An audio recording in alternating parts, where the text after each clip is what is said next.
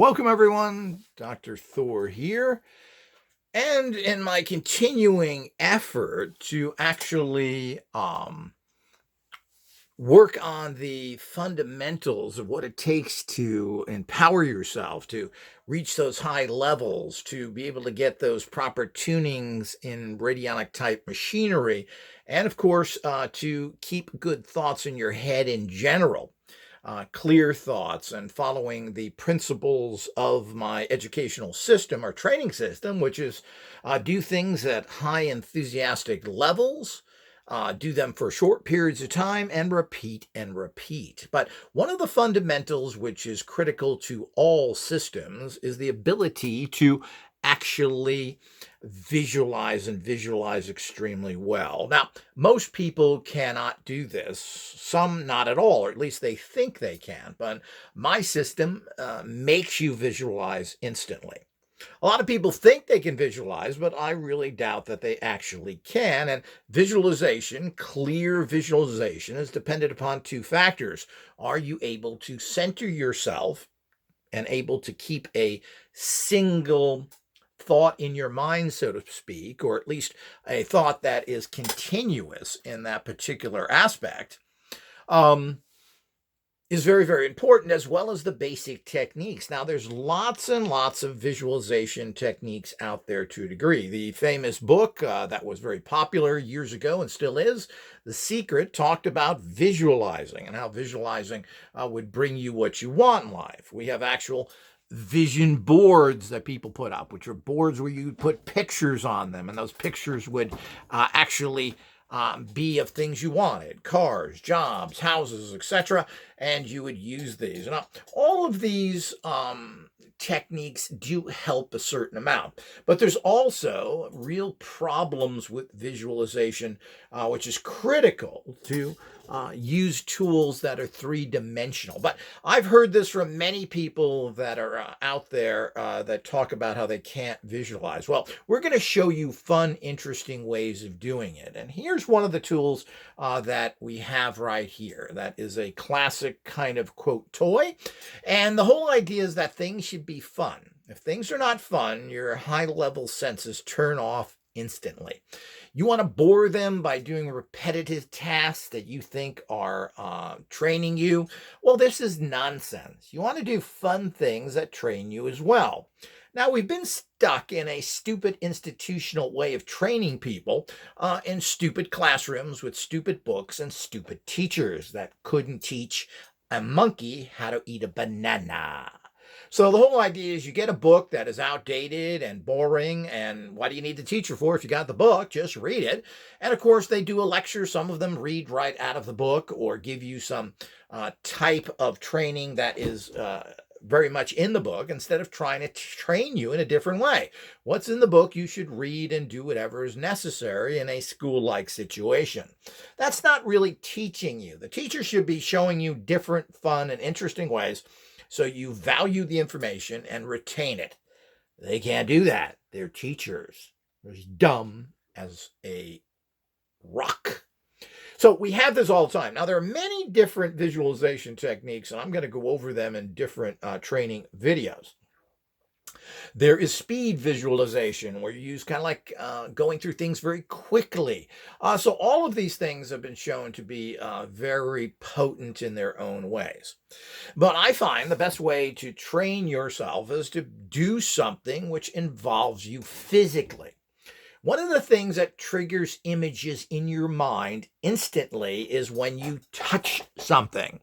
Now, here we have this fascinating, interesting little toy. Here's some fun little rubber teeth. And the other thing is that if you have children, you ought to be teaching them to visualize right away. The sooner you teach children how to learn instead of putting facts in their head for them to learn. If you teach somebody how to learn, they will master anything they are taught. So the whole idea is make things fun. And if you have children, you teach them to be visualizing right away. And what's amazing is a lot of toys are based in psychic training. Things like Battleship. Well, that's a perception game. Now, you can use it as a silly little guessing game, or you can do better than that and use it as a particular type of psychic development, remote viewing tool, all the things that are going to make you and your children and everyone else very successful, because they will be using intuition as well as the normal skills that the stupid people out there have. So going head to head with people that have more money, better schooling, and everything else isn't all that bright. But if you have intuition and are able to know the results of something, well, that puts you way out in front, or gives you that all-important edge that I've always talked about in all of the reality that we have here. So this is very important, that you get the edge in life, because there's always going to be somebody bigger, stronger, smarter, more financed than you are, but they're not going to be talented like you are. So you can get the drop on your enemy, so to speak. And one of them is to use fun, fascinating things. And as I said, I'm going to have several of these out there. This is one that we're filming right now. I've talked about this before, but I never had a video on it. Now we have a video. So you get these different shapes. I've showed some of them. Here is a, what is this? A bird? A bird. This is a geeky looking person. This is a pig.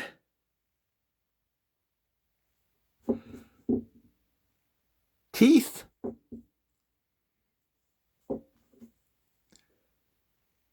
A train. A little vessel. And of course, you've got what are considered the cars. Now, this is called Operation. Now, there's an Operation game that where you go in and try and pull out a piece with some tweezers without touching the sides and causing the game to go off. So they've made a variation of this, because this is called Operation Brain Surgery. Look at that. And it comes with cards like this. And on the other side of the card is, guess what? Well, I guess this isn't a vessel. It's a light bulb. Great idea. Great idea. Guess this is a light bulb. And of course, they show you pictures of the train. Here's the pig.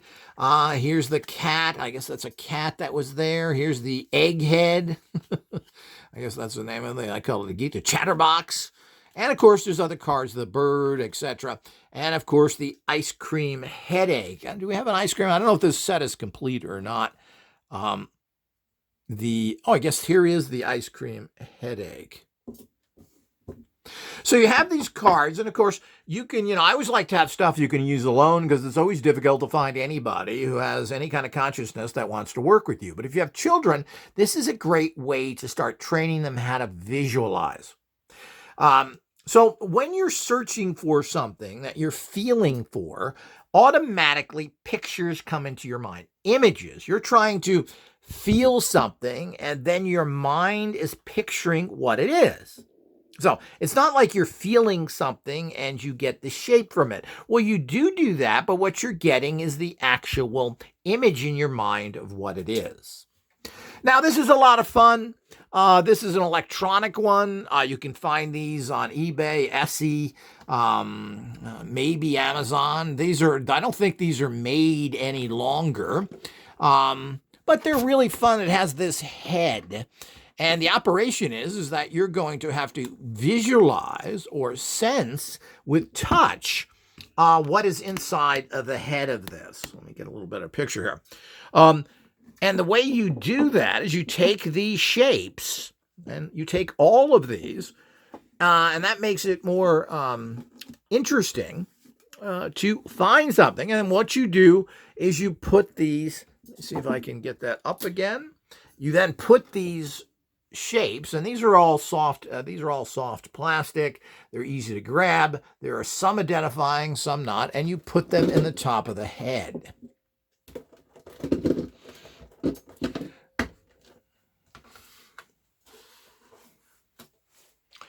So now they're all in there. And again, this is great for anybody to play. Don't think these things are childlike or some sort of toy thing. You want something boring, then you should go somewhere else or you don't learn. So if you think you're too good for these fun things, you are not. This is what makes life interesting and trains you to high levels. All the major schools that did all sorts of things, from Princeton School of Engineering to SRI, all made their own toys or used toys. They had certain entire rooms with gadgets in them to help people learn with them, particularly Princeton Engineering School. So these are the kind of things you do that make things very exciting and fun and very important for your actual success in things. Then, of course, you've got these cards, as I've just showed you, with the pictures on them. And, of course, these are what you're going to try and find inside the head. Now, this is kind of cool, but it is an electric one, and it talks. So let's turn it on. Hi, Doctor. Find the parts in my head that match your game tile. I'm ready when you are. Okay. Press my nose to get started. So the whole idea is I hope everybody heard that. And, of course, the nose was blinking. So this is a lot of fun. Now, you want to do this frequently throughout the day. Press my nose to get started. Keeps repeating himself because I haven't pressed the nose. But you want to keep doing this throughout the day, and you're going to do that if it's fun. If this is an ESP card and I send it to you, they found out when they did ESP card testing that people who were excited and interested actually lost their psychic abilities because it was so boring. So this has been highly documented by the Psychic Training Institute that did that year after year. They actually took talented people and made them ignorant boobs who couldn't even find the door, all because they bored them to death. Before I take a nap. Okay. As you see there, it has a nice little electric and the sound is very clear. But they bored everybody, and not only weren't they able to meet what they did before, they were so stumble bums that there's a problem. Now, this shouldn't do that. You want to make it interesting. This is a thing that you could have near you or your desk or wherever you're at. You could have this at different times. And it's always good, as I said, do things at high enthusiasm when you're awake, when you're looking, when you have a few moments. You don't have to sit there and plan to do something. This again creates a boring, let's do it now attitude. It's 10 after, it's time to do it. Well, you can do this anytime. So you basically take the cards, you can spread them out if you want to. It doesn't matter which one you pick because you don't know where the items are in the head here. So basically what you do is that you press the nose, and hopefully we can hear this. Hi, Doctor.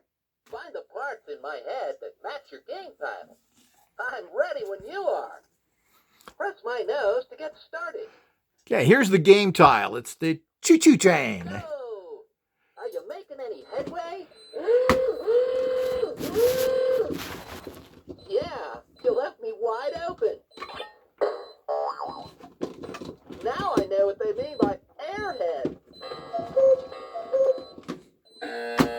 Your time is up. So, actually, Press my nose to get started. let's see if I did. Time is up. Oh, I did get it. Okay, here we go. So it took a while for me to find it. It's not that easy. These shapes, while are different, you have to visualize what you're trying to find here. So the whole idea is your hands are saying, well, is this the choo-choo train that looks like this? Your mind is holding that picture because you're searching for this. And there's just enough in here to make this game fun, but it takes time. But what they're doing here, and you don't have to do that if you don't want to. I'm not so sure about, especially initially, putting a time element on it. But it does help with some games, with some people. I knew a chess player who wanted to take 30 minutes for every move, made everything horribly boring, and basically is not in the chess rules. You're not supposed to have endless time to do anything. So the whole idea is that you can turn this off. There's a button in the back here that turns it on. And that way, all you really have to do is put everything in here and pick a card again. Let's see if we can get another card here. And this one is the light bulb. Now, what you're trying to do is you hold this image of the light bulb in your mind. Or I like to picture it in the center of my forehead, my third eye area, kind of. So, and what you do is that's how you're picturing. And as such, you then go in to actually feel around for this. And you feel each object and you're kind of thinking what each object is. And you could actually, and there are many ways of doing this game, and we'll go through a couple of ways. This is the tried and true way that the manufacturer recommends and that you have instructions for and so forth. You just go in and start feeling for these. What you could do is also to better identify things is lay out the major cards here. So, I mean, that's one way. That's interesting. If you want to make it more interesting over time, you could do it based on actual time elements, or if you're playing against some other visualizer. So let's put the main cards out here without doubling them up. So here's all the main cards that we see here. Oh, you can't really see those. Let's move them down. Here's all the main cards that are in there. Here's the extras. Now, one of the things you can do, well, let's put them all together here, kind of in a nice little neat stack, is that one thing that you can do is that now you know what is in there. This is all that's in there. I don't know if there's more than one of these pieces. No, I forget. I think there is. But what you can do is you go in and you feel, grab the first one you feel, and now feel around for it. Look at the picture. What does this feel like? Now I can feel on this kind of what feels like ears. So I've kind of narrowed this down to this or this because it does feel like it is ears here. And of course, I'm feeling this. And what is it doing? It's putting images in my brain. So which one of these actually is it? Because ears feel similar. Now, you want to go down and feel it. Is there something more there? Which one of the two of these things is it?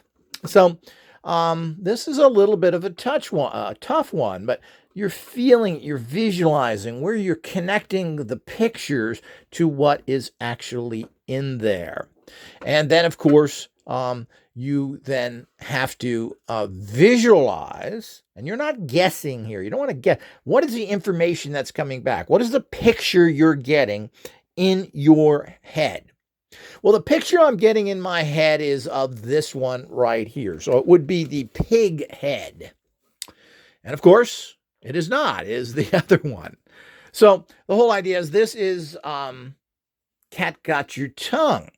So I did feel these, but I really couldn't make out what this was. It was forcing me to visualize, but I wasn't getting a clear. But you are visualizing. The minute that you think or found out, you're visualizing in your mind's eye one of these two things because you've narrowed it down to that. Now, to make it easier on yourself, and you always want to make things fun and easy. This is not about stressing yourself out or feeling depressed that you didn't get it. You can leave that piece there and put it on there. So we'll do it again here. Let's find out what else. A lot of them are much easier, but we did narrow it down to those two, so we are kind of right there. Now, the next one that comes out that I feel here, and I'm visualizing, well, this feels like the shape, and I'm trying to figure out and touch it properly. Yeah, this feels like the actual light bulb. And, of course, it is. So, as I said, this is a fun way, and when you get the tactile information involved in your process, this helps dramatically to make visualization interesting. So if you're just visualizing, let's say you're holding this ice cream up and visualizing it and projecting it to someone else, what you do in telepathy, well, that's very boring. And anybody you're projecting this image to should have the images in front of them so that they don't have to pick something out of the universe. They narrow it down to, it's one of these 8 things I'm projecting to you. But the point is that this is not about projecting. This is about actually visualizing. And there's a number of tools you can use. This is a very simple one. You can probably find this inexpensively, and I think younger children would like this as well. There are much more complicated ones that take time to empower, and we're going to go into one of those as well, other than this simplistic one, very soon. We're going to show you other ones, but this is a great thing. As I said, is what's nice about this is it actually has interactive. Find the parts in my head that match your game tile. I'm ready when you are. The nose blinks. My nose to get started. I hope everybody can hear that. And of course, you then you press it. Making any headway? You go in there and then feel again. Yeah, you left me wide open. Now I know what they mean by airhead. Okay. So I think this is this guy right here, the egghead right there. Yeah. So press my nose to get started. So the whole idea is you can do this and you can go to many people. So you can try this with several people. It does make it fun when you actually... Hey, that tickled. Whoa, who turned out the lights? Your time is up. So you can see there's several... Ready, set, operate. How's it looking there, Doc? Now I know what they mean by airhead. Hey, that tickled.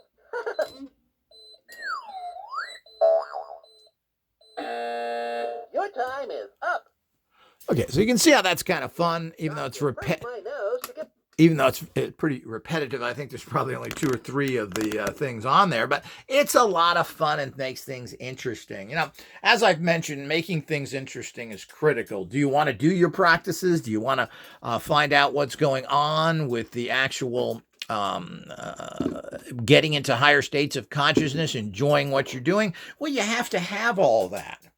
And here's a great way of doing it. And as I said, this can be played with adults or children. And of course, if you want to play with someone else in terms of the fact of training yourself, well, who is good at this and can do it based on a timer? So the whole idea is that the timer gives you, I'm not sure how long that was. It seemed like it was basically about a minute. But you can use a timer like that. So especially if it's adults, you can figure out which one is in there and who visualized the best. Now, while you're feeling around, you're visualizing, you know, what is the piece I have in my hand up here? What is that piece and which one of these cards is it? So that's a good way to do it, which is a little bit easier than trying to find one particular piece. So trying to find this, but there are noted realities to all of these. Now, this bird has a flat spot that you would try and feel. And as you feel it, you see in your mind's eye this. You could look for a point here or even the tail. This, of course, you can see by the roundness, the egg of it. This, of course, has a pointy end, and this is what you would feel for and visualize.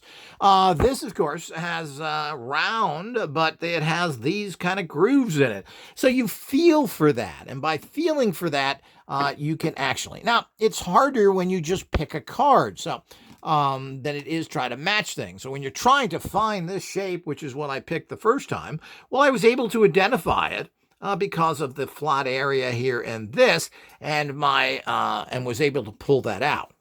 But those are the fun, exciting ways. This is another fun and exciting tool that is highly recommended. And there are many little fun things to do. And this is a great way to get other people involved. Great, as I said, everyone should be training their children, giving them the edge. You know, I'm amazed people buy a lot of educational toys out there. And of course, I do highly recommend those. But why not some educational biophysical training tools, building their intuition, building their psychic powers in that kind of a fashion. So, and letting the children know that's what they're doing, to sense it, to picture it in your mind. You're not just feeling the shapes. You're picturing the shape in your mind. So when you feel it, The picture in your mind is the same picture that you are feeling with your hand. It forces you to visualize, so there's no way you can't visualize. That's the reality of all of it. And there are more advanced tools, which we'll be showing you. And of course, there's the main tool that I use, which I'll show you as well, that has a lot of very cool shapes and other things in it, which makes the process extremely fun. This is I'm assuming you can get these relatively inexpensively out there. Maybe cheap, maybe you can find them at swap meets, but you certainly can find these things on eBay and other used places, most likely Etsy and other places where you can actually get something like this inexpensively. And even if it doesn't work electrically, you could get something maybe very cheaply if the electric thing doesn't work in here. Because you don't really need that. But it is a nice little feature. You press the nose, it lights up. All that stuff makes it fun, makes it interesting. And guess what? That stimulates your higher self. It stimulates your consciousness to want to work and do something that's different instead of me finding something, being very boring, which is so typical of the classic training that you get from, these horrible school system that is around the world. And the reason why people don't learn is because what you're teaching them doesn't connect to their regular life. And what you're teaching them usually is very boring. So they're not going into a lot of the interesting and finite details to make things fun. And you can make everything fun very, very simply. So by using tools like this that actually are very good for developing skills. And, a lot of people are very dyslexic. A lot of people have learning problems. I mean, it's really pandemic. And I'm not sure how people exist at all, but only a certain percentage of, hundreds of millions of people are able to function well and then go on to higher education. And most of this is because they haven't developed anything. But you're creating a horribly underclass of people, or even victimized people that are dyslexic like myself, that have to struggle without any help, because teachers always want to help the A students. So, make the A student brighter. And they take credit for the A student, which they've done absolutely nothing to make them an A student. A students are A students, whether you teach them underwater basket weaving or trigonometry. They just get it. That's part of their consciousness. Helping people that are not an A student shouldn't be helped at all. Give them the book and tell them to pass the test. What do they need help with? You need to spend time with other people so that they are able to comprehend what is going on better with them. So, but of course, that's not how the system works. And of course, teachers are interested in taking credit for those scholarship type people that would have got to their scholarships regardless and had absolutely nothing to do with teachers. Unfortunately, I've never ran into a good teacher. I've known some nice teachers that were a little better than others in terms of how they operated, but I've never met a good teacher, and they really didn't care about their students either. And of course, you're going to say different, of course, but that's just not true. We have really serious problems of people not staying in school and causing all sorts of problems, and then you're very unequipped to handle the world. So what you really need to do is to learn how to learn. And I'll show you the box here. Let's move this a little bit out of the way so you have, so you can see the actual boxes came in. So this was made by Milton Bradley, which is now owned by Hasbro Toys. And of course, this is the actual electronic talking. Can we see that better? I'm trouble with my camera today. Electronic talking, Operation Brain Surgery, the feel and find matching game. So that's the heck, that tickles. Hee ho ho. It uses 3 AA batteries, not included. And of course, that's as true. There's the actual bottom compartment where you put the batteries in, the usual screw thing. This seems to hold up pretty well. It's pretty rugged. It seems to be made pretty well. But that's what the box looks like. And of course, let's see if here we go. Here's the back side of the box, which gives you some sort of further showing you what's in there. The different shapes, contents, the electric talking head, 8 plastic Phonomy. Ooh. 12 picture cards, label sheet, and instructions, which I don't believe. Did I have that in here? Let me check and see if they're in here. So you get all that. And no, I don't have the label sheet and instructions, or I may have thrown those away. But I mean, we've given you the way to actually use this. And of course, if you can probably find some with instructions if you really want those. But it's super, super simple to use. And of course, I've shown you the two ways. You can either hunt for a particular one, or you lay the cards out of all the shapes, and then you find, you identify, you feel in there and say, whoa, this feels like the light bulb. And you pull that out and then put it on the card as I showed it to you. So it's a lot of fun. It's exciting. This is what makes the entire field that can be used by everybody. This also gives people all sorts of great skills of feeling, sensing, concentrating, picturing in your mind. This produces instant visualization like all the tools. And as I said, we're going to have other ones that have some really cool shapes and different shapes. This is really the lowest level, which would be excellent for kids or just something that you would like to do. And again, when you're using all these tools, make sure that you begin generally successfully. So you leave yourself at the beginning of it with the feeling of, hey, this is fun, I'm winning. And of course, when you finally stop using this game, make sure you stop when you are successful. Very important that you leave that imprint on your consciousness that you were able to do it. Failure teaches nothing. So you have to begin something generally, hopefully successfully soon, and you definitely only end when you are successful. So that's very interesting to look at and to understand of how you proceed with these things. Very, very important. This is not about stumping you. This is not about making it difficult. You want to make things as easy as possible for yourself without cheating, obviously, or there would be no point to it. But you want to make it very easy to start off with. So that you feel good about the process, and then you can add to it to make it difficult. Now, one way of making it easy, and let's go back to that with some techniques, is that you can put, let's open this here. You can put, excuse me, you can put just two shapes in there. Take two cards. Here's the mouth. Here's the pig head. They're even the same color. And you can put these in the actual head. Let's move up there. So you only put two in here, okay? So you then can mix the cards up if you choose, doesn't really matter. Okay, we're going to find the pig head. So you go in here and then you feel for the pig head. Which is, when you only have two of them, is really easy because these have ears on it. So you can actually sense that very easily.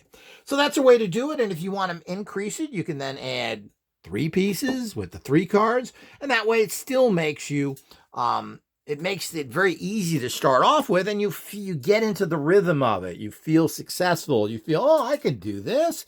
Let's make it harder. And that's how it should be. You don't want to make it hard to begin with. Now, there's another way to sense different things as well, and that is these have, let's see, we got pink, blue, orange, and yellow. So we have 1, 2, 3, we got 4 colors. So what we can also do is sense colors. So you can put, and you don't have to necessarily, well, you don't really know, you don't feel for the size, but you could put one of each color in here. So here we go, one of each color. Here's an orange.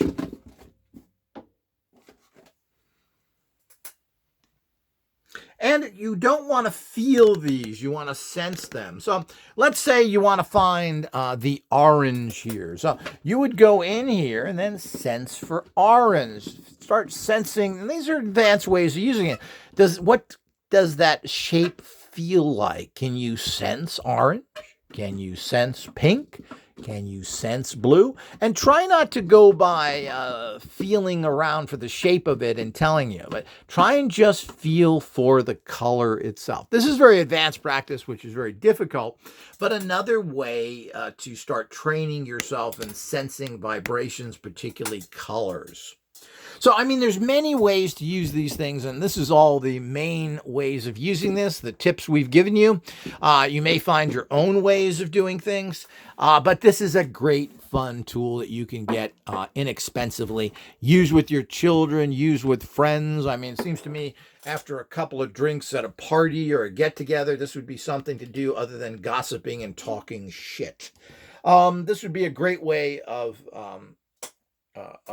doing something that has value without making it difficult and making it fun. And that's what it's all about. Make it fun, make yourself successful, give yourself all the breaks possible to be successful.